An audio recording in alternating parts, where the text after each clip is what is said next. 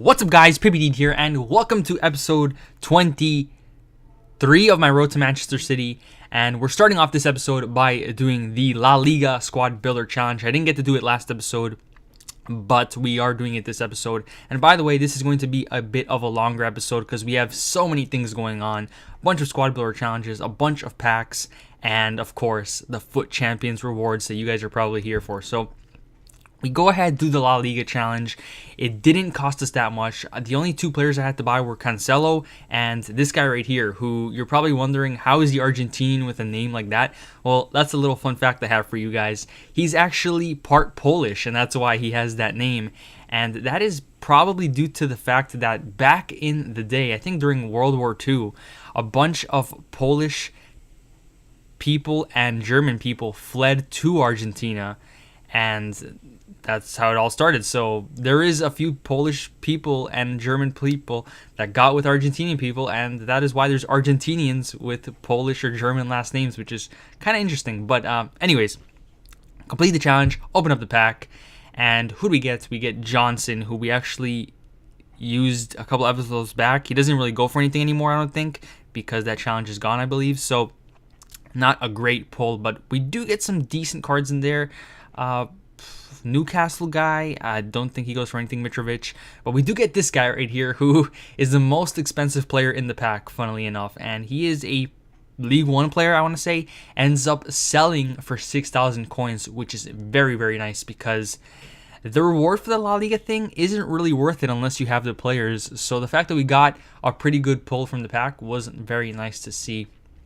We then go ahead and do some buying, and buying is something I didn't think I would do this early. I ended up buying players for the team I want to use for the next FUT Champions, which requires you to have 3 different leagues at minimum.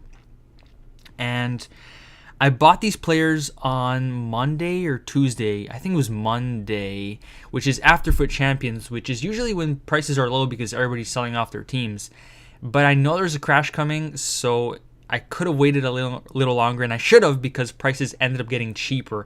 Unfortunately, though, I bought them on Monday. I didn't pay too much more than what they're worth now, but I did pay a little bit more, which is slightly frustrating, but I think it's worth it investing in good players for Champions, because even if a crash does happen, the players can really have an impact on what you end up on. Like, we ended up gold 2 a few times, gold 3, and we ended up gold 1 this week. And I said, you know what? If I have a good team, I think I can end up gold 1 again. So I went ahead, bought some big names, wasn't afraid of the crash, and I think that's a good decision. I saw on the Nepenthes, if you guys don't watch him, he's a pretty good FIFA YouTuber for like Road to Glory type of stuff, which is kind of like what we're doing here.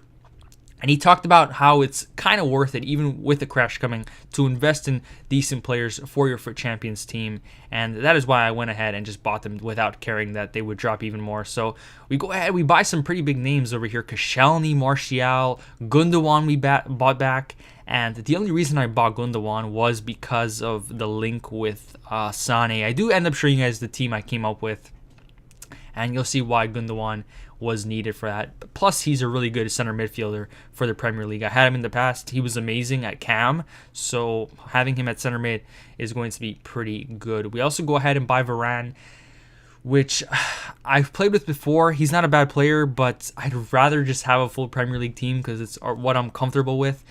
Unfortunately, though, we do have to hybridize, if that's even a word, for this FUT Champions. It's going to be interesting to see how we end up doing this weekend because of the change of team, but hopefully we can do well. So the players, like I said, they did end up going for lower like on Wednesday because people started panicking because all the videos and stuff like that. So we did lose out on some money, but like I said, investing in a good team, it could be the difference between getting gold 2 and gold 1, or gold 1 and maybe even elite 3.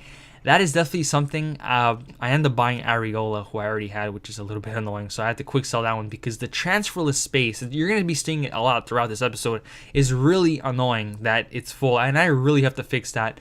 But I don't want to quick sell some of those cards as investments that we bought, because if it does end up happening, we pretty much discard some pretty expensive players. So I have to figure out what to do with the transfer list. And I probably should stop investing in cards because I just don't have enough space. But we go ahead, add everybody to the team, And we're going to be continuing playing with the 4-3-2-1. We played with it last FUT Champions run. We ended up with Gold 1. But I did start with the 4-1-2-1-2, so who knows? I might start off with the 4-3-2-1 and end up switching to a different formation. It's just the way things have been recently in FUT Champions for me. I can't find the right formation. And we'll see. Hopefully the 4-3-2-1 does pay off. But this is a team we came up with. A pretty decent team, I would say. I bought Lukaku because I really want to try him out. I have a great feeling about him. He's strong. You put a pace card on him, or a chemistry style card that gives him pace, and I think he could be a really, really solid striker. And I've heard good things about him, so that is why I splashed out on him. If he doesn't end up working, I might just sell him and continue with what we were doing, which is Rashford, Remy, and Musa. But I do want to get Martial back in there because Sterling was annoying me with his strength, but I think Sterling will be a really good impact sub, so we'll see how that turns out. Varane and Carvajal are the scariest part of that team, to be honest. I don't have as much faith as I had in Kyle Walker and Smalling, but we have to do it because you have to have a bit of a hybrid, so we'll see how it goes. But we take a look at our transfer list. We did end up selling some more League 1 and Pro League cards that we had, either as duplicates or from packs or in our club, stuff like that, because we won't really be doing those challenges. And then we go ahead and do a challenge, and I think we end up doing the Lyon and PSG challenge. I did do the Lille and Nice challenge, or Nice challenge last episode, and I have to correct myself, by the way. I did say that the Lille and Nice pack was a 25k pack. Turns out I was wrong. It was a 15k pack, which is a bit annoying because I ended up spending 10,000 to do the challenges. But I guess I'm still paying less than what the pack is worth, which is pretty good. However, the Lyon one is actually a 25k pack. I found a website that tells you what each pack it's worth and the names. So I'm going to keep looking at that every time I do these challenges to see what pack I'm getting for sure. And then I went ahead and did the PSG one. And I was really on the fence about this one, about doing it, because it was obviously going to be expensive. And it did end up being expensive. By the way, right there, I stop on Maxwell right here for a second, because just take a quick look at him. Is it just me, or does he look like a discount Ryan Reynolds? I personally see that in him, but I don't know if you guys do, but he definitely looks like Ryan Reynolds to me. Anyways, we end up spending 25,000 coins on the PSG one. We spent 11,000 on the Lyon one. We get a 25k pack for the Lyon one, which isn't that bad. We also get a 45k pack for the PSG one, so I think that was worth it. And 25k for a 45k pack, yeah, I kind of wish I paid a little bit less, like 20,000 or so, but it's still a 45k pack. So hopefully we can get something good from these packs to make me not feel so bad about us paying a lot for the challenge. And our first pack unfortunately doesn't pay out because we get Julio Cesar, who goes for absolutely nothing. A pretty decent Brazilian goalkeeper if you want to do a Brazilian backline for FUT Champions, but other than that, he doesn't go for anything because the Benfica challenge is pretty easy to do. We also get a Liga NOS guy and a Pro League player. Unfortunately, they don't go for anything. This guy, though, does go for a little bit, so I think I do end up selling him. Maybe not, I don't know. But yeah, pretty poor pack. Not what we would have expected. And by the way, I think I'm going to start like guys that I think are worth something. Instead of like checking the price as soon as I pack it, I think I'm going to start like sending them to the club and doing that off screen. But we open the second pack, and what do you know? We get another Movember card. This time, Ledley. That is a magnificent beard. Unfortunately, though, he doesn't go for anything. He pretty much goes for discard price, which is a little bit annoying. We do get Kurzawa, though, which is kind of funny because we just did the PSG one. We also go ahead and get Nzonzi, who doesn't go for anything either. We do, however, get an MLS guy right there who I was pretty excited about because I figured he would go for something, but I don't think he ends up going for that much, which is a little bit annoying. We also get a Pro League player right there.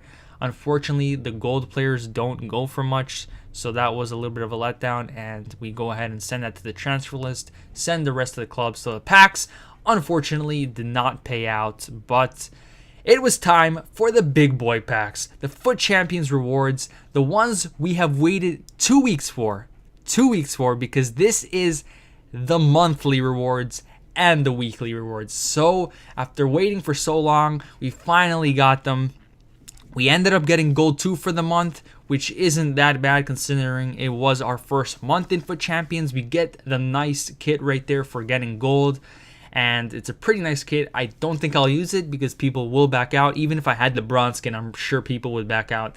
But we also get ourselves a gold FUT Champions pack, which was the pack I was most excited for because you would get 3 Team of the Week players from the month of October. Obviously, our chances of getting something amazing from that are very slim, but I'm still excited for it nonetheless. We also get our weekly rewards, which is even better because we ended up in gold 1, so we get 50,000 coins, automatic qualification, and 2 100k packs. So I was pretty excited for that, and we're going to go ahead and open up the 100k pack right now.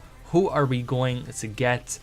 Can we get... Yes, we do. We get a walkout. I was pretty pumped for this. We see the Brazil flag come down. I knew it wasn't Neymar because he was in the Team of the Week, but we get Marcelo, which is honestly pretty good because we could have easily not gotten a walkout in this pack. So I was pretty hyped about that. He does end up selling for less than I would have hoped, but can't complain. A pretty good price nonetheless. I think he does end up selling for like 25,000 or so, which isn't a bad pull, to be honest. That's our second walkout only, by the way, so that's pretty good. We also get in Kalu, I think that was right there. We also get a few guys in La Liga who might sell for something, but I don't end up sending them to the transfer list because of the room problem. Like, I just don't have room for them. So I think I will be selling like a bunch of things in our club next episode that might be worth something. So go ahead, send all that to the club. I do end up discarding that because I just don't have room in the transfer list. We open up our second pack. This time it's not a walkout, but it's still a pretty good player because we do end up getting Ivan Rakitic, who funnily enough is higher rated than Marcelo, isn't a walkout, and goes for like the same exact price as Marcelo. So I found that pretty funny, but a pretty good pack nonetheless. That's already about 100,000 coins in the bank, if not more, just from the rewards. So I was pretty excited about that because that would push us over the 100k mark, I think, or the 400k mark, which is very lovely for the series because we're going to need a bunch of coins for the City players. We also get Dele Alli. We get a Chelsea player right there who might go for something if they do end up doing a hazard challenge. We also get another Nice player right there who doesn't go for anything. But the little gem at the end of the pack was Martial, who we had just bought for our team. So we can go ahead, send the pack pulled one to our club, sell the one we bought, and we get ourselves a very nice 20,000 coins or so off that. So a very nice pack right there. Better pack than the one we just got a walkout on, which is pretty funny. But then it was for the pack I've been waiting for. Who are we going to get from our Gold FUT Champions pack? Which 3 informs are we going to get? I was expecting the worst ones, but can EA provide us with somebody good? Who do we get? That flare is just so lovely. And we get Steven Nzonzi, who funnily enough we packed earlier on, and that was honestly not a bad pull. I mean, obviously we could have gotten Ronaldo and Lewandowski and all that, but the chances of that were so slim. And honestly, I wasn't expecting one, but I was hoping for a City player. If we got Bravo, well, we couldn't have gotten Bravo, but if we got Gundogan, that would have been perfect. But, you know, I was still happy because Nzonzi is a really solid card. I've been hearing great things about him. I also heard good things about Plea over here, believe it or not. Tadic, obviously not that great. I'll probably never play with him. But Nzonzi, I could see myself using in a team for FUT Champions in the future. So that wasn't too bad.